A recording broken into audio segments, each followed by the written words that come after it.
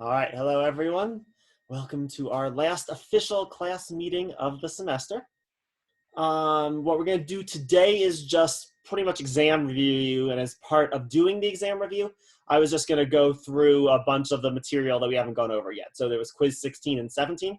Got 16 graded, 17 was due today, so I haven't had a chance to grade it yet, but we'll go over the answers to both of those. We'll also go over some of the answers to the group work.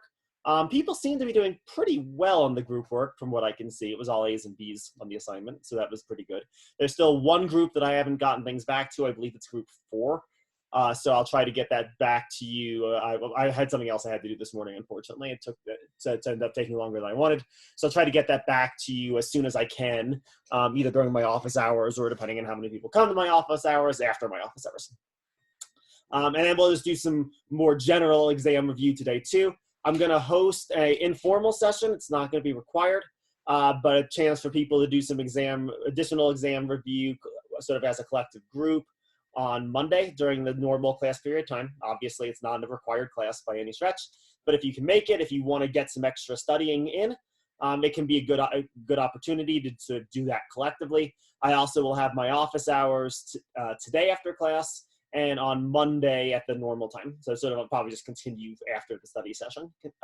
We can do those office hours. So I can, and I also can make myself available by appointments. So get in touch with me if later on you want to actually go over any particular questions. You can also just send me questions by email too. I'm happy to go over any questions you got by email. The exam for us is going to be due on the Thursday of the final exam week. So that is what the date is. I think it's like the 12th, I think. 14th. Yeah, so our exam is going to be due on the 14th. I'll make it available to you probably by the end of the day on Tuesday or very early in the morning on Wednesday. So you should have a full 48 hours time frame to do the exam in, just like with the past exams. And my expectation is the exam should take about 75 minutes. Is the material for the exam covered by the study guide and getting as a chat question? Yes, absolutely. And we'll go over it a little bit today, but everything that's going to be on the exam is also on the study guide. Also, those handouts that I gave you, those handouts will tell you exactly what fallacies could possibly be on the exam and exactly what sort of biases that hinder inquiry could be on the exam too. So basically that big group of handouts that I gave you, that should be pretty exhaustive for what's going to be on the exam. It should all look like things you've seen. There shouldn't be any surprises. It should look like quiz questions, should look like homework questions, or should look like the group work questions. So should look pretty familiar. There might be a few short answers, but there's actually enough different just arguments for you to analyze that probably it'll mostly just be, here's an argument, tell me if it's good or bad. But that's probably most of what the exam will look like. Maybe a couple little short answer questions to get up to 60 points if we need to throw a few more things in. So yeah, that's my little introduction. Let me just say a few little things about the exam. I got a question about, is the exam cumulative? Indeed, it is not cumulative. So perfect question to lead in. So this is just a little bit of just general picture of what the exam is going to look like. It's the same length as the previous exam, so it's just basically another exam. It's not worth more points, and it won't be longer. It's just sort of the last exam of the semester.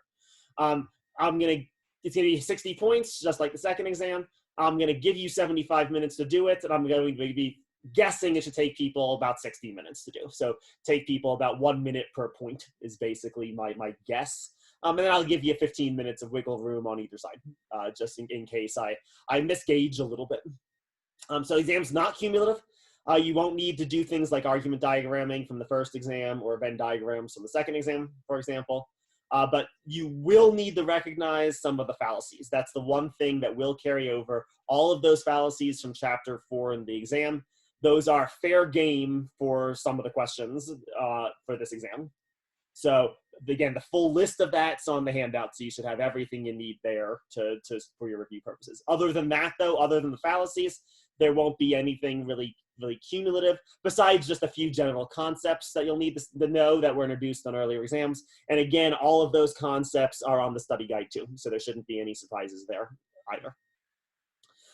So what's going to be on the exam? basically chapters 5, chapter 6, and chapters 11 from our textbook, plus those 2 statistical arguments handouts that I gave you, the one on statistical syllogisms and the one on inductive generalizations. So like I said, a lot of different kinds of problems will sort of just, again, all of this is on the study guide, but there's a pretty good number of different kinds of arguments, reductio ad absurdum arguments, analogical arguments, causal arguments, and so on. So a lot of different kinds of arguments. Most of the exam is just going to be probably about 2 questions per kind of argument, and that'll get us most of the way to the 60 points. My guess, based on past experience and also just how people did on the group work that I was grading today, is that the hardest questions are going to be like the last set that I gave you on that group work. The problems where I ask you to sort of combine your discussion of the fallacies with the discussion of the cognitive biases and sort of writing out some sort of productive way of responding to the fallacy. That was definitely where people had the hardest time on the group work, which was what I was expecting. I was expecting those to be the hardest questions in the exam by far. There'll probably be 1 or 2 of those problems on the exam. And it's going to be those kinds of problems where I might bring in fallacies from chapter 4. That's where those fallacies might sort of come into the discussion. Otherwise, it'll just be specific kinds of problems, identify a bias, talk about whether or not this is a good or bad inductive generalization, things like that. All right. So that's the really broad overview of what the exam is going to look like. Again, it's basically just another exam. It's not really a final exam in a cumulative sense. Anyone have any just sort of questions about any of that?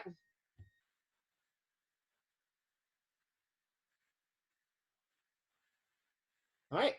Then I think what we'll do today, let's just start going over some of the material we haven't talked about yet as a group.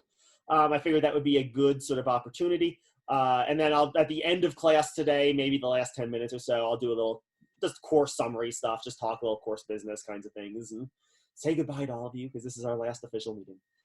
So we'll just do a little bit of that last 10 minutes. Then we can go straight into my office hours, going over questions people have on the exam. And then also the entire purpose of that sort of optional session that I'll host on Monday during the normal class hours will be another chance for people to just go through exam questions. All right, so if everyone is good to go, let's get started probably with the group work from last class because that's probably what was most pressing on your mind. So hopefully everyone is indeed seeing that and not something else. And people did pretty well on this assignment. They got all A's and B's, so I'm pretty pleased with how people are doing. The last few problems, definitely people had a harder time with, and I was guessing that would be the case. So let's go through these ones and talk about what the bias that I was thinking and why some others might not fit as well, or why some others in some cases might fit just as well. So here in the first question, we've got the belief in the existence of God is plainly irrational. There are numerous arguments that can be made to prove that God does not exist, given by notable philosophers and physicists. What do those who believe in God have to offer? Just blind faith. The best bias here, I think, at least no one made a better argument anyway for anything, is the my-side bias, right, from the psychological biases. As someone who frequently teaches medieval philosophy and the philosophy of religion here at CSU, I can tell you that indeed there is more than just blind faith that people who believe in God have to offer. Many people who believe in God indeed will offer proofs that God does exist, right? And this person, the speaker in our case, does not seem to be aware of what these arguments are or what reasons people who believe in God would have to offer to justify their belief.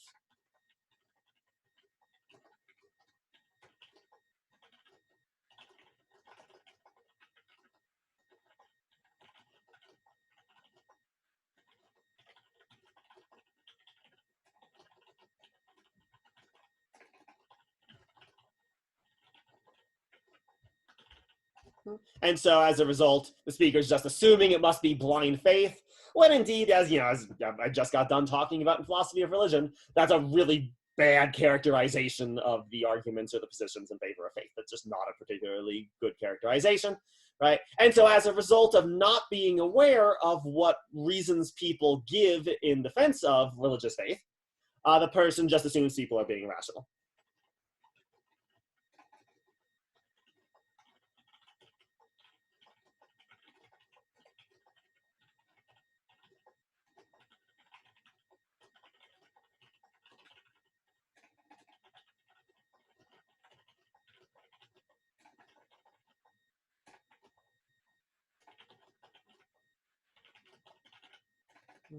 I mean, ideally, and again, this is not like this is an easy conversation to have, but a good conversation about whether or not God exists would be one that precisely investigates what are the reasons to believe that God does exist, what are the reasons to believe that God doesn't exist. If you just don't know what those reasons are, you're not going to be really able to take part in that sort of inquiry.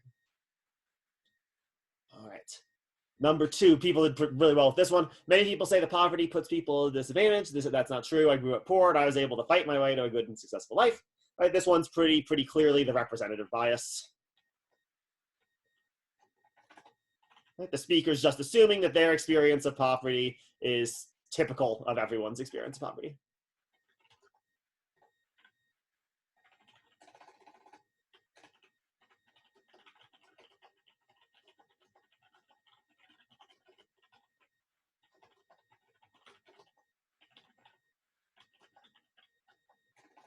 And that assumption is just probably not particularly warranted.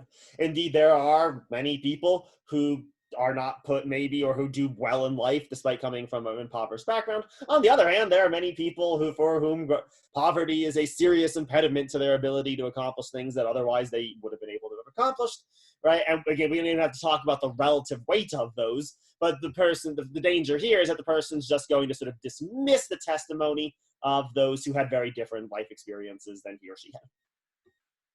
And people did pretty well with this one. I think basically everyone said some version of representative bias. A couple of people also mentioned availability and vividness for this one, and that's plausible too. This could be a particularly sort of vivid experience in this person's life, so that one makes sense. At the very least, though, it seems like it's some kind of cognitive bias, right? This person's sort of just the way they're processing their own experience isn't quite right. Oh, and I want to go back to this one because a couple of people said this, and just going back to number one. Ideological fixity doesn't work as well in this case because you just would have to clearly articulate what ideology it is that's causing the problem, and it's not as clear what ideology this person would be working from.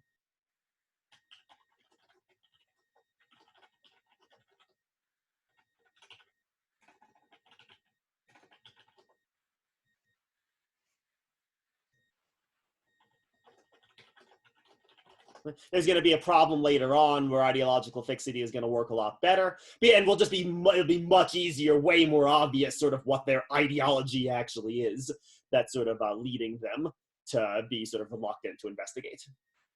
All right, so here we got, of course, professional women should wear high heels. That is how it has always been, and that is how it should be. The best answer, and this is the one that most people gave, is that this is an example of inside the box thinking. Right. Assuming that sort of like cultural traditions or cultural norms have some sort of absolute status to them.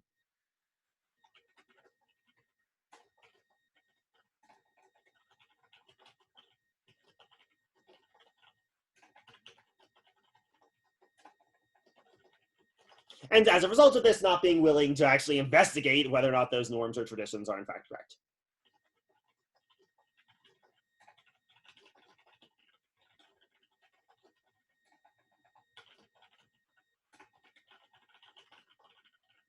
And indeed, perhaps not even understanding someone who wants to argue that the norms or traditions aren't correct, right? Not even being able to see their belief as being grounded in some kind of norm or tradition, right? As a result of these kind of social dynamics and just how deeply embedded many of these traditions can be and how we conceptualize both ourselves and sort of our social life. But the problem there is, indeed, this is precisely a questionable belief. It is a belief that, at least in principle, could be investigated. And so if you're not noticing that that this is indeed something that could be investigated, you're going to not be really able to carry out the inquiry correctly. So just pause for a second. How are people doing with these first three we've gone through? People did reasonably well in these first three, so I wasn't super worried about what anyone was saying in this first set. So any questions so far? All right, let's keep going. And again, you can always send stuff through the chat. The evidence does not support the conclusion that you've reached in this paper. So you're saying I made it all up? You think I'm a liar and a bad thinker, don't you? Yeah, I mean, here, again, there's different ways you could characterize this. I was thinking of this as an example of defensiveness. A few people argued it was identification with belief. I think that's reasonable, too. and maybe rushing to respond. Rushing to respond is frequently going on. Right, some variation of all these. The one that I was most of all thinking was defensiveness. But all of these are more or less plausible, right? The person is basically interpreting the argument as a personal attack rather than just engaging with let's say this is me giving you comments on a student paper, and this is the student who doesn't take the comments super well, right? My goal is not really to personally attack someone, it's just to help people write a better paper, but interpreting that as a personal attack is going to lead to sort of just a shutting down of the conversation or the investigation of how the paper could be improved, or indeed even person B's responding, being like, actually, no, I think the evidence really does support the conclusion, let me explain why. Right? Both of those options are sort of open, right? But both of those get shut down by defensiveness.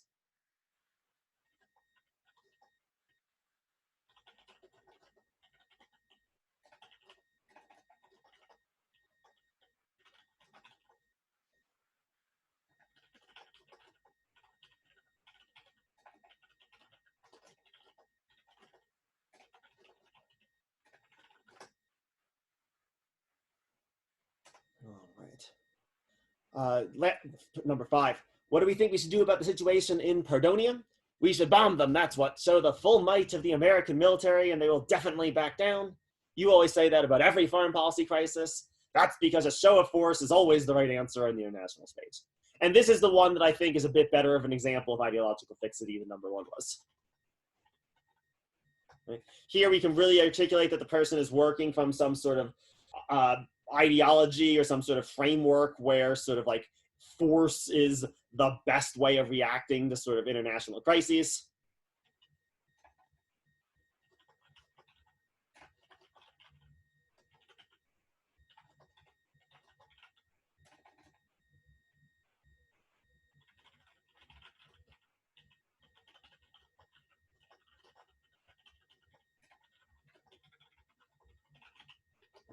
Maybe some version of Theodore Roosevelt, speak softly but carry a big stick, as his advice for international policy. And indeed, that in and of itself might oftentimes be a really good answer, but the problem with ideological fixity, and as it shows in this case, is that as a result, this person knows, quote unquote, the answer to the question before they even ask the question.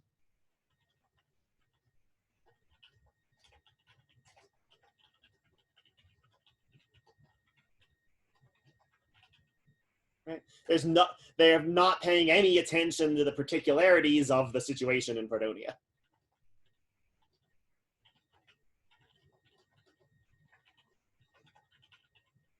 And just give their sort of general response that's maybe applicable in some sense to any such question, right? But doesn't really get at the sort of specifics of the case. And again, if you already know the answer before you ask the question, you can't, that's not a situation that promotes inquiry.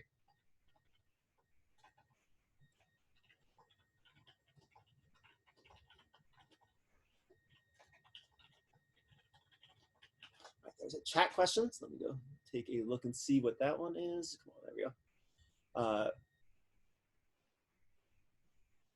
we go. Someone's asking if a number 1, couldn't you call their ideology atheism?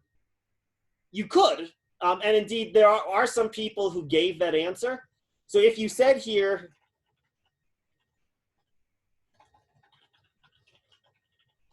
that the person is working from some sort of ideological atheism,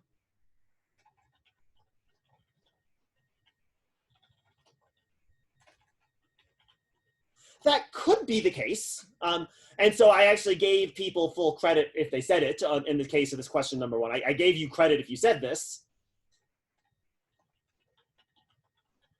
But if you just said it was ideological fixity and didn't I sort of identify what the ideology was, those were the people who lost points on that first question.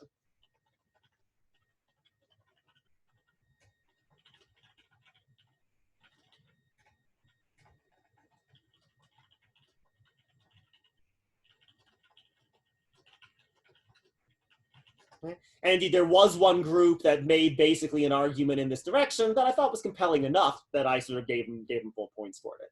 But if you're going to say ideological fixity, you sort of have to say what the ideology actually is. And in this case, I think that the reason why I think 5 is just a better example of it is that in 5, it's really easy to sort of just say what's the ideological framework the person's working from, right? It's this sort of like attack, attack, attack mindset.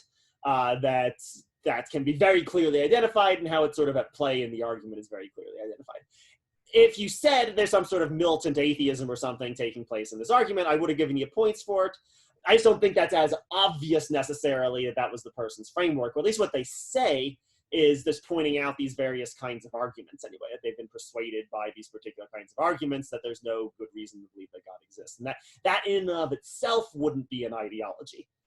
That was just not knowing arguments maybe for the other side, right? But just being persuaded by some particular belief is false on the basis of evidence, that just in the abstract is not an ideology. So I hope that's a helpful answer to that chat question. I hope that was helpful. All right, good.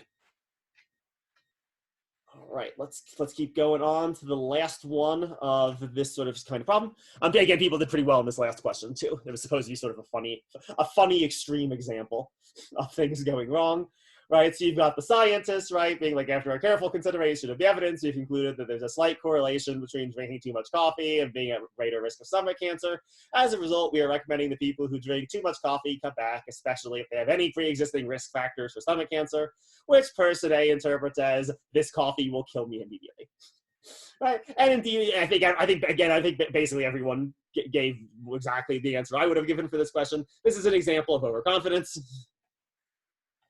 Right? There is some evidence that suggests that at least too much coffee is dangerous.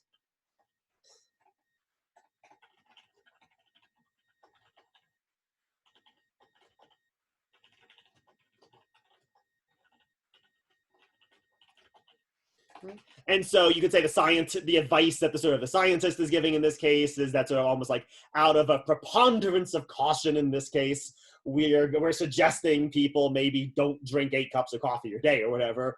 That doesn't support the more extreme conclusion that never drink coffee, you'll die.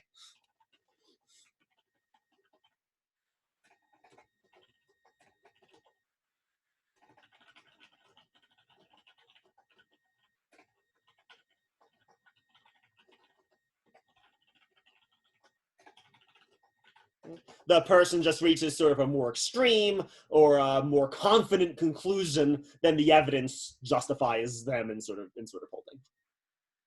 Again, let's pause here for a second. Anyone have any questions about any of those 3 questions besides the one we did?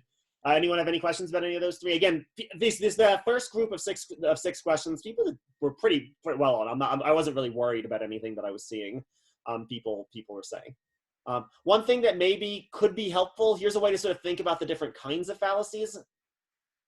Because cognitive, when you're looking at the psychological fallacies, those are basically going to be reasons why a person's not willing to change their mind usually.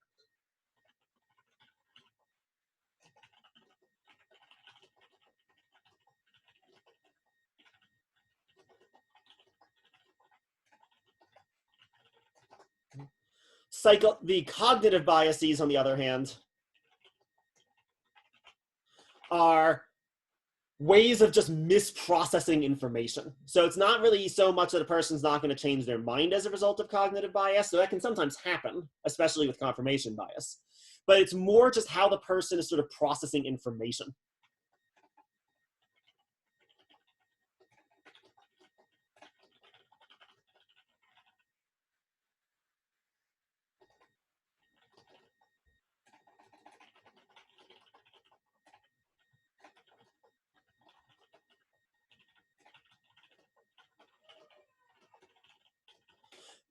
This could lead to a kind of lack of willingness to change your mind. Again, like confirmation bias often leads in that direction. But the more general problem is it just means that probably the belief was formulated on the basis of evidence that doesn't fully support the belief.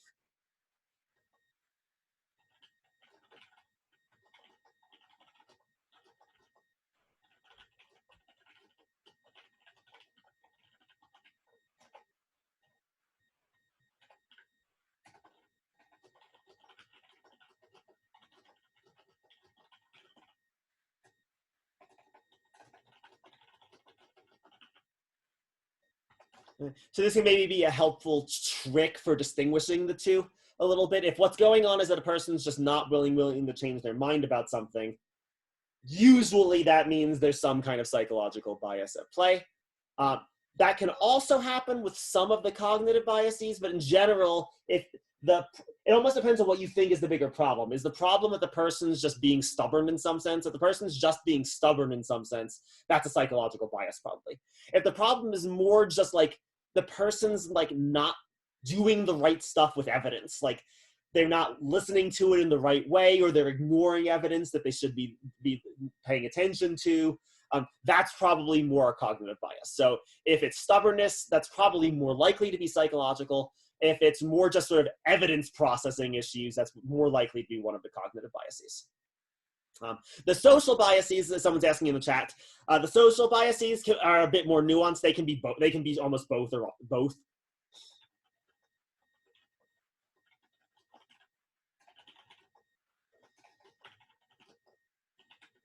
The thing that'll give those away is going to be just the social dynamics at play in the situation.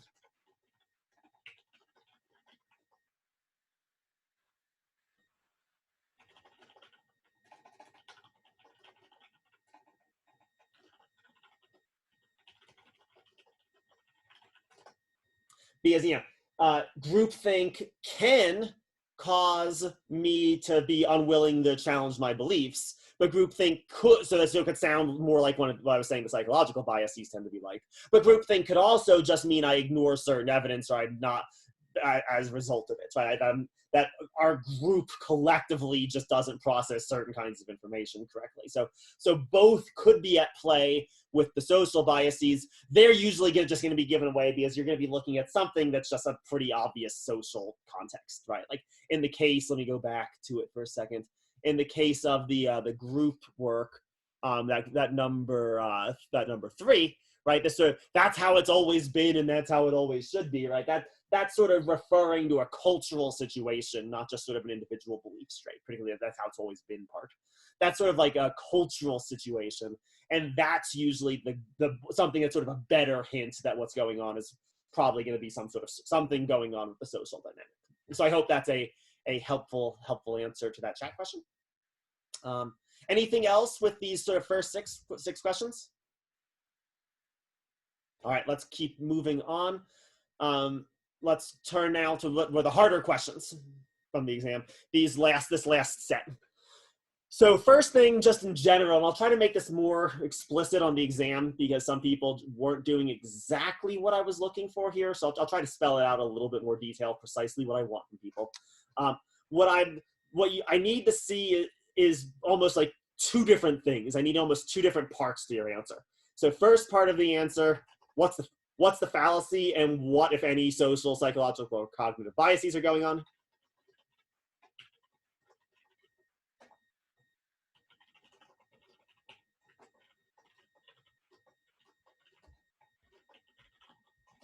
So that's almost just where you're doing sort of diagnostic work, right? That's where you're using all the really good logic tools that we've been working on. Then I need sort of as a second sort of part of the response, I need you to write out almost like a dialogue of trying to fix what's gone wrong in the conversation.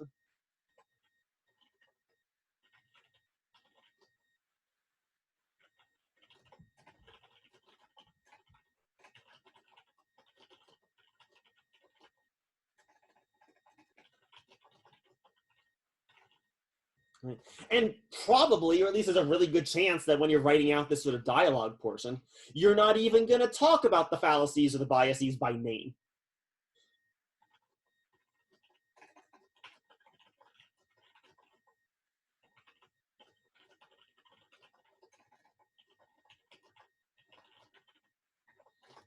Because again, just telling people, hey, dummy, you committed the slippery slope fallacy as a result of a confirmation bias, that's not going to work super well. That's not going to be a productive kind of response that's going to get the inquiry back on a good track. That's probably just going to make people, again, other biases, that's going to make people defensive, make people sort of lash back at you, right? So in the sort of diagnostic part, that's where you're just saying, like, this is the fallacy, here's why it's the fallacy, here's the bias. And then the second part, here's where you sort of try to respond to that. And you're probably not going to say you're committing the confirmation bias. You're going to be like, hey, yeah, I know you've had bad experiences with animals in the past, but there's probably been plenty of times that you've seen animals and nothing bad happened to you, right? You're sort of addressing the confirmation bias without sort of addressing it by name or pointing out that that's what they're doing, the mistake that they're making. So let me give you some examples just with some of these questions. So in this particular case, we've got if we give in every time our baby cries, he will always pitch a fit to get what he wants, and he will end up in prison because we never set limits. I distinctly remember my brother Tim getting spoiled by my mom when I was young, and all the pain that his descent into crime caused our family. Right. So the fallacy here, pretty clearly, is straw person fallacy. Sorry, wrong. Said it's pretty clear, and then I said the wrong one. Slippery slope. Sorry. Right? And I think most of you said slippery slope, so that was exactly right. Right. This, we give in to what the baby wants, and then all of a sudden he's going to end up in jail. Right? It's slippery slope, escalating absurd consequences. And there's also, I think, again, a lot of people did a pretty good job identifying this too. The reason why this slippery slope fallacy seems to be happening is some kind of cognitive bias.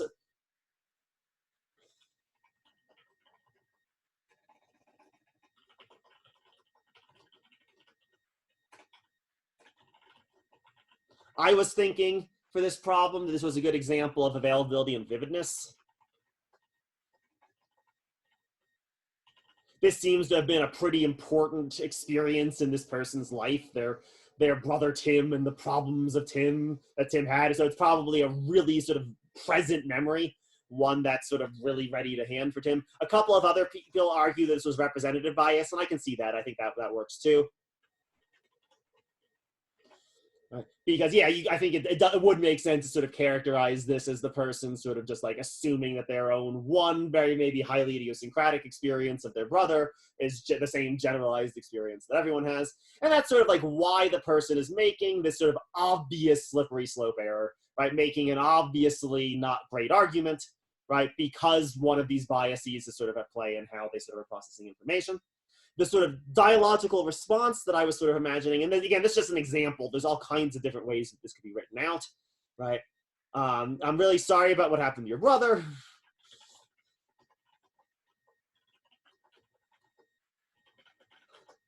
But it probably wasn't, just because, of what happened to your brother when he was an infant.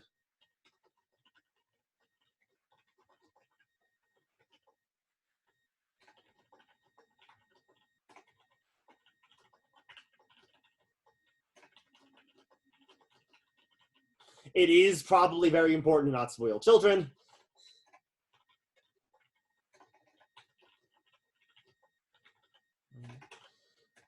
But taking care of an infant when they're crying is not the same thing as spoiling them.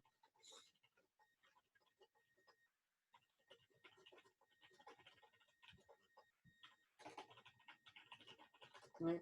And here, we're sort of hitting all the bases, right? We're sort of addressing the slippery slope part, right? Like indicating that, like, it's even in your case of your brother, it's probably not just because of what your mom did when he was an infant that he ended up in jail, right? We're sort of addressing that. We sort of address that, you can take care of an infant without spoiling them, right? We sort of acknowledge that the person had a bad experience in their past. We take them seriously. We take that experience seriously, right? But we try to sort of redirect the question. We acknowledge that maybe it's even important not to spoil a child, but we sort of try to redirect it a little bit to that, just by taking care of an infant, you're not spoiling the infant. They're not sort of the same thing. Right? And again, it doesn't have to be this. There were plenty of good answers that people gave on the group work for this that weren't exactly this. But this is just sort of an example of the kind of thing, right, where you sort of try to respond to the fallacy, try to respond to the bias in some sense, if there's one present, and then also try to sort of take the person seriously, be respectful of them so that they're at least, you offer a possibility anyway that they'll come back on board into the conversation and engage in the inquiry in a better way. So before we even go on to the other ones, just is that helpful? Does that show maybe what I'm looking for a little bit more clearly with those problems? Does anyone still have any questions about what I'm looking for? Because like I was expecting, these last three were where people struggled the most, at least on this group activity. So does anyone have any questions at this point?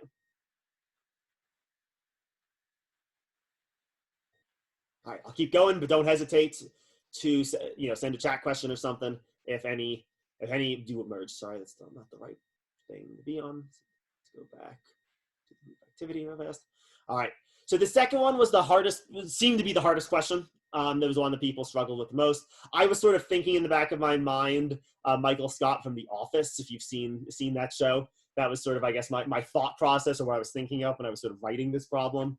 Okay, first question, what's the fallacy here? The fallacy, so we can't give out raises this year. I know we haven't given out any raises over the past 5 years, but don't be mad. It's important to us that people recognize what a good company are. We work hard to make a good product. We try to ensure the best customer service too. The fallacy in this case, so the first thing you have to identify is the fallacy correctly, and this is the red herring fallacy. Right? Pretty explicitly. At least I didn't see anyone suggest any other fallacies that I thought really worked for this problem. Red herring fallacy is where you just sort of give irrelevant information, sort of a distraction away from the actual issue. And in this case, the fact that the company makes a good product and has good customer service is not relevant to whether or not the employees should get raises. In fact, if anything, it would suggest that employees should get raises, not that they shouldn't, because the company is so good.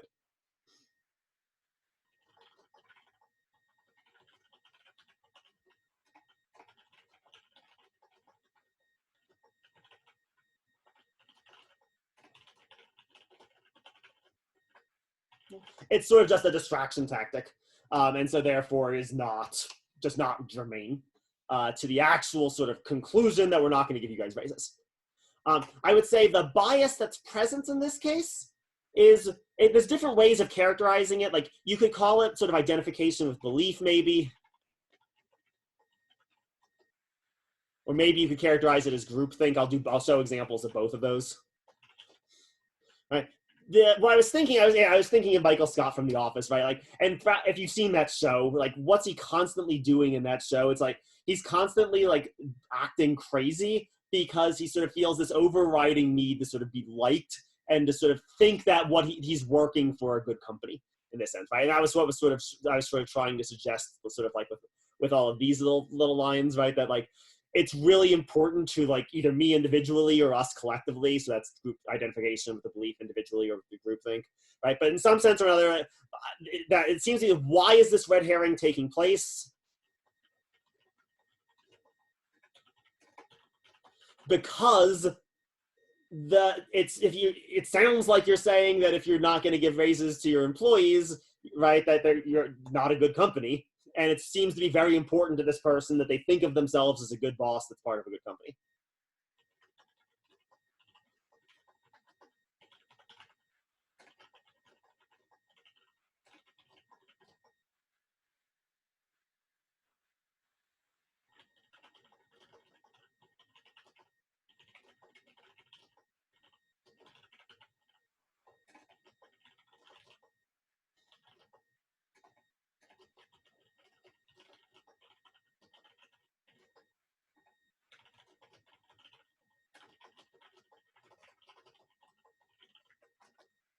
And so then as a result, he goes to all of this sort of irrelevant stuff, but it's kind of relevant to his sense of himself, right? It's sort of relevant to like how he thinks about himself, that he works for a good company and he's a good boss at a good company who's doing good stuff with the company, right?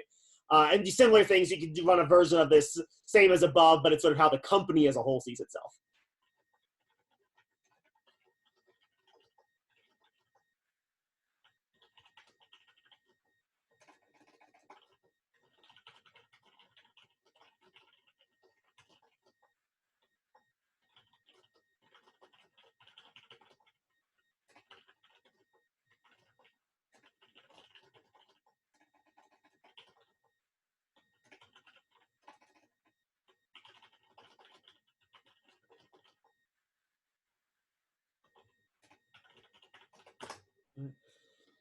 Those are what I was thinking here. Those were some of the examples. This was the question people probably had the hardest time with. Maybe I didn't word it super well. Maybe that was part of the reason why. But at the very least, the red herring part, that's definitely the fallacy. I can't really think of another fallacy or another way of characterizing the fallacy that's at play here besides that. And so then how would you sort of respond, right? Again, just, I'm going to go a little bit faster because I'm spending longer in this than I was actually expecting us to, which is fine. But So how do we respond to this? Maybe you say something like, the fact that the company is such a good company suggests that we should get raises, not that we shouldn't.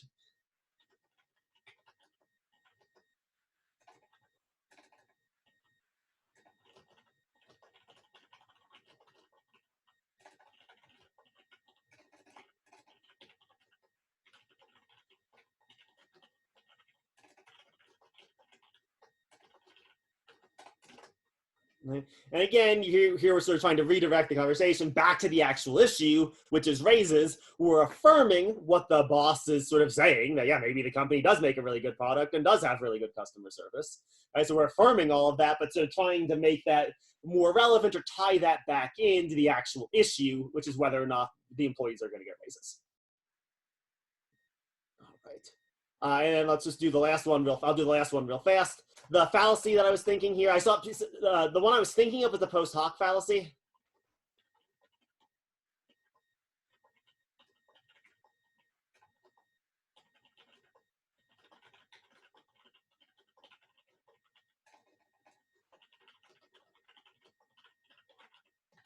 Right. A couple other people argued for that this was either hasty generalization or anecdotal evidence, and I think that actually does work in this case too.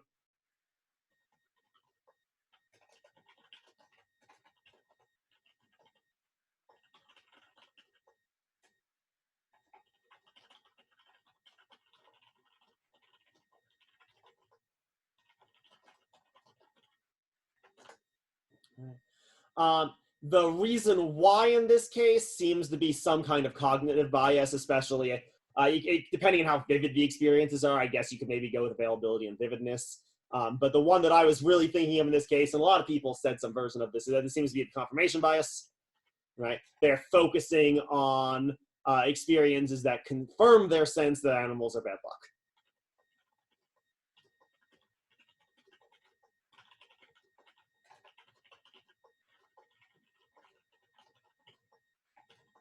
While probably ignoring all kinds of animal interactions that don't result in catastrophe.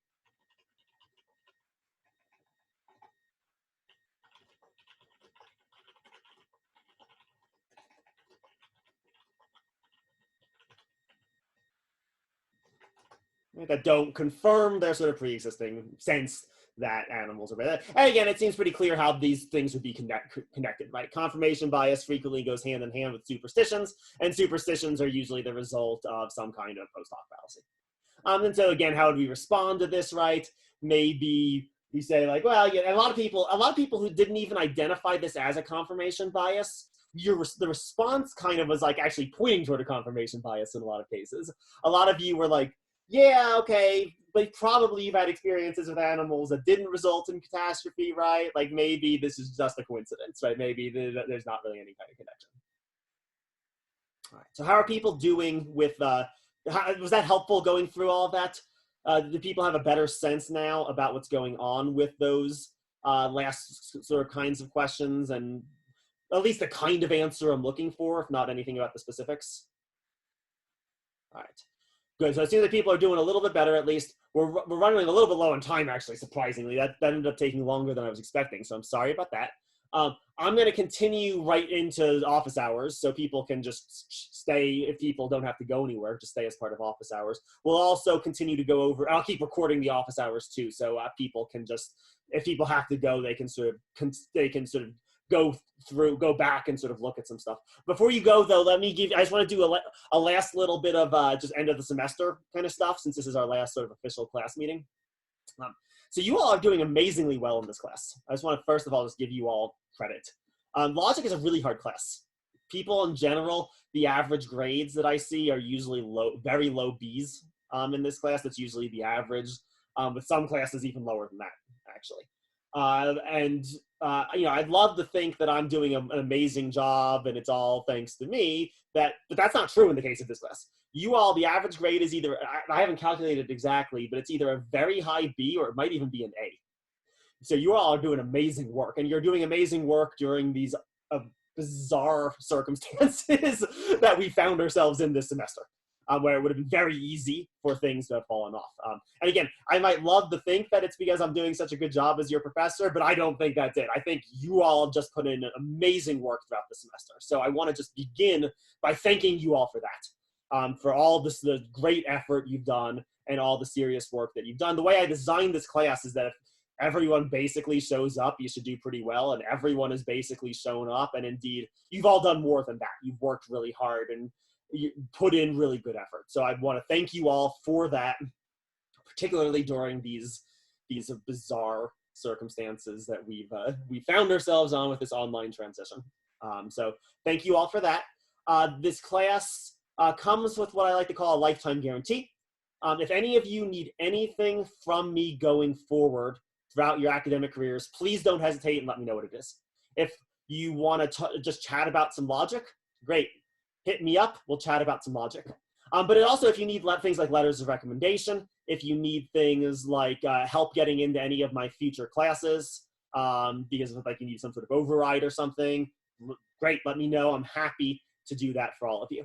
I sort of do this teaching thing for the teaching part of it. There's other parts of academia too. I do those other parts for the sake of this. So you won't be bothering me. Please, if there's anything I can do for you going forward, even if you just want to chat about something and you think I might be the right person to chat to about something, right? Not even related to logic or whatever. Don't hesitate. I'm here for you all. So whatever I can do to be helpful, please let me know as you sort of go forward in your academic careers. Also, one last thing. The course evaluations are up on Canvas. This semester is pretty weird, so the university is not really going to take these evaluations that seriously. But I would actually really value your feedback on how you thought, particularly the online transition has gone. This is the first time I've ever done any sort of online stuff with this class, so I'd really love to hear from you all what you thought worked well, what didn't work well, what I could do better. The current plan, we had a faculty staff meeting about this last week, or yesterday rather. The current plan is that the university is going to open in the fall like normal. Then we'll have face-to-face classes. They might try to make a few of them sort of hybrid courses just for social distancing purposes, but the plan is that the semester should resume more or less normally in the fall. But they've asked us to make contingency plans in case things get bad again or the situation changes and we have to do some sort of online switch again. So I'd really love to hear from you all what worked, what didn't work, what could work better. I already have some ideas to how some things could be arranged a little bit better, but I'd love to hear from you all. And also, not just the students who are sort of here right now, so the students who are working synchronously. I'd also love from the students in asynchronous land who are going to hear all of this as a video recording later. I'd love to hear sort of from your experience asynchronously too, what worked, what didn't work as well, what could be done better, how could the course be organized better. But yeah, you all did really well with very rough circumstances this semester. So congratulations and all of that. I'm going to let the sort of official class session go, but we'll just go straight into my office hours. So if anyone would like to keep doing some logic work, we can do that then. And then on Monday, I'll go over the 2 quizzes we haven't gone over. That'll be part of what we do on Monday. We'll go over those questions too. So, so that everyone can sort of get that as well. All right, thank you all very much. I hope you've enjoyed the semester. I hope you found it a little bit valuable. Yeah, don't hesitate to let me know if there's anything that I can do to be helpful. All right. And someone's asking you to go back to the whiteboard really fast. The whiteboard or the group activity? I can give you both. Yep, here's the whiteboard.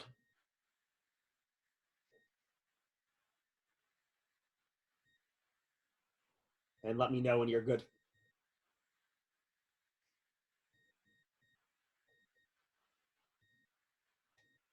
All right, excellent.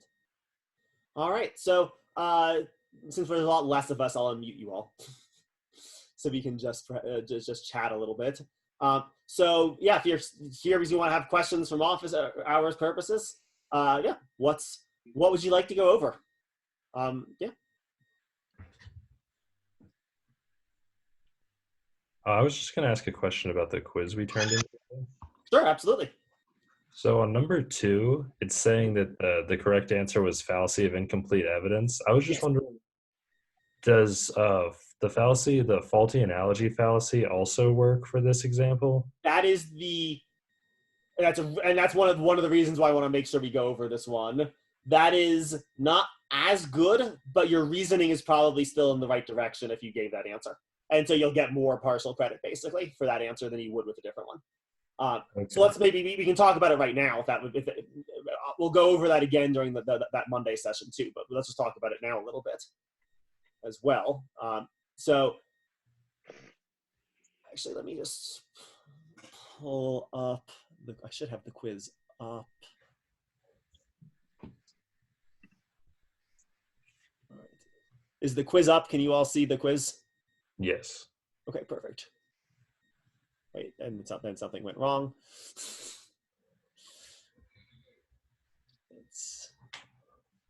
All right, perfect. So, okay. So the reason why statistical syllogism, the reason why fallacy of incomplete evidence is a better answer than faulty analogy, though both of them are thinking in good directions, is that you can characterize this argument as sort of an analogical argument, and you're not wrong, but it's more precise to characterize it as a statistical syllogism. And so if statistical syllogism, if that's the best way of characterizing the argument, faulty analogy is just not going to be as good of a way of characterizing it as a fallacy that's specifically associated with statistical syllogisms. So let me give you here would be my sort of reconstruction of this argument. So let's switch to the whiteboard for a second. So here's how I would sort of reconstruct this argument. So I would sort of do it as a lot or almost all of the past experiences I've had with pies, or the pie is too sweet.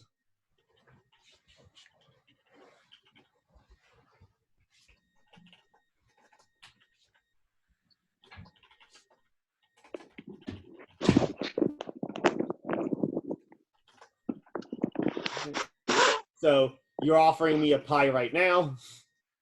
So second premise.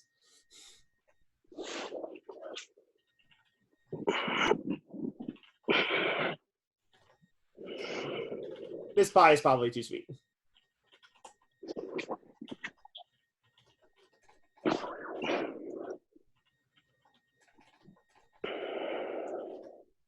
And yeah, I mean, as a general rule, yeah, that's pretty reasonable, right? I mean, just as I've written it here, this is a perfectly reasonable example of thinking.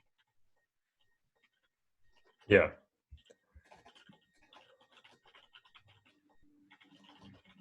We use this kind of logic all the time, right? Maybe not with pies or whatever, but like, yeah, I've had, I've had Thai food 8 times. I haven't really liked it any of those times, so I'm probably not going to like it this time either, right?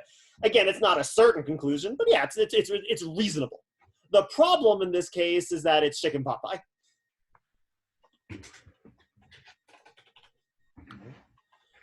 And that is additional evidence that I'm not including in my past experience with pies.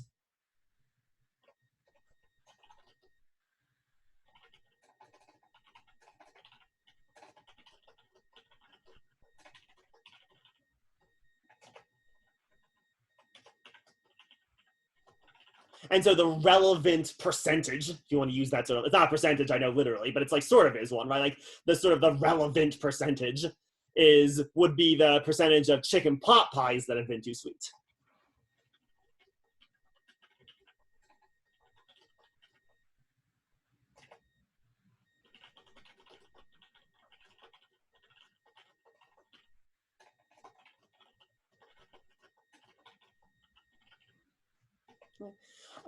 And there you would expect the percentage to be few or none, right? Because chicken pot pies aren't a sweet pie, it's a savory pie. And so this way of characterizing it, this is then, if this is the case, if the statistical syllogism isn't relying upon the most relevant percentage, that's going to be the fallacy of incomplete evidence. Right. Now, but you're not wrong. We could also characterize this as an analogical argument, and that's because all statistical syllogisms are a kind of analogy. Okay. So would this one really depend on like the reasoning you give in the question below it? It will. That will very much sort of shape how I sort of grade the answer, because you are right. There's an analogy taking place here. I'm comparing my past experiences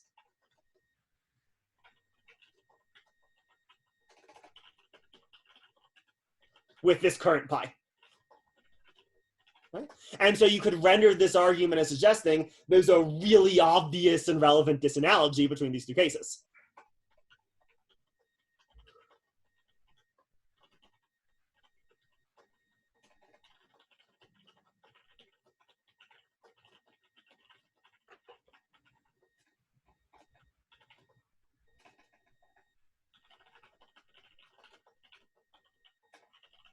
And that would indeed be, if you explained it in that way, you would be entirely right. That's the faulty analogy fallacy, or the false analogy fallacy. Okay. Just to make sure that I'm understanding it correctly, isn't the faulty analogy fallacy where you assume that two things are alike in like one or more respects, so they're necessarily alike in another respect? So like because they're both pies, they're both going to be sweet, and that'd be the fallacy, like the logical fallacy you're making? A little bit. I would characterize the faulty analogy fallacy a little bit differently.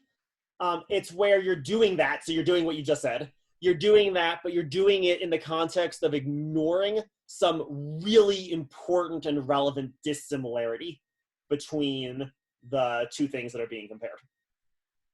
Because every instance of analogical thinking, I'm saying these two things are similar, so therefore they probably have this other property in common too. And that's not always a fallacy.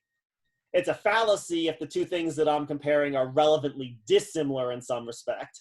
That's relevant to whether or not the property is likely to be present within it. Okay. And the reason why that's, so it wouldn't be wrong to call this a faulty analogy, but it is not as precise because the reason why the dissimilarity between the pies is relevant is because of the statistical syllogism structure. Yeah. Okay. So would the fallacy that you chose, would that impact what bias you use in your analysis of like why that's fallacy and how you could potentially like turn the conversation? It probably would. Yeah, it probably would play some role. I mean, it might, but it also might not in some cases. I mean, there's lots of times where I see students not get the fallacy right at all. And again, this is not getting the fallacy completely wrong. This is a reasonable one. But times when I've seen students get the fallacy completely wrong, but actually almost get it right in their sort of response. They sort of like respond to actually the real fallacy. They just misidentified it in some sense or sort of misunderstood it. So that can happen too in some cases. But yeah, you also might characterize the bias in some sense differently based on what you thought the fallacy was. Okay. All right.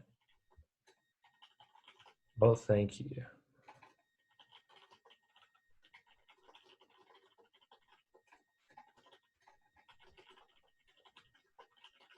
And just to sort of summarize, I guess, you're not wrong to say faulty analogy, but incomplete evidence is just better because it more just explains what the faulty analogy actually is. Why is the analogy faulty? It's faulty because we're ignoring that chicken pot pies aren't sweet, and so I'm not likely to be like those other pies that I've experienced in the past. Okay. What if the person had never had a chicken pot pie before? Then wouldn't they not be ignoring the fact? They just wouldn't know what it was? You could run it that way, but then again, they're still ignoring, they might not have enough information, but at the very least, we have enough information to analyze the flaw in their argument. Does that make sense? Yeah. So we can still say they're committing this fallacy. They're not doing it deliberately. They might just genuinely not know what a chicken pot pie is, but their reasoning is still sort of faulty in a way that we can diagnose. We can still diagnose where their reasoning has led them astray or why their reasoning has led them astray in this way. Okay. So is that helpful? Is that? Yeah, that was helpful. Awesome. Good. Oh, yeah, thank you. Not a problem. Good.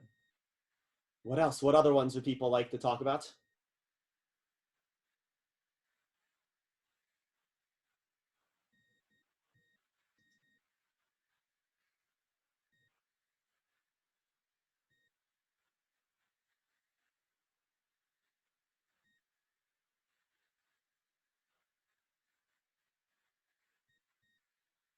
All right, if everyone is more or less good, I mean, I guess everyone's actually left besides you, Aaron. So if everyone's more or less good, absolutely, yeah.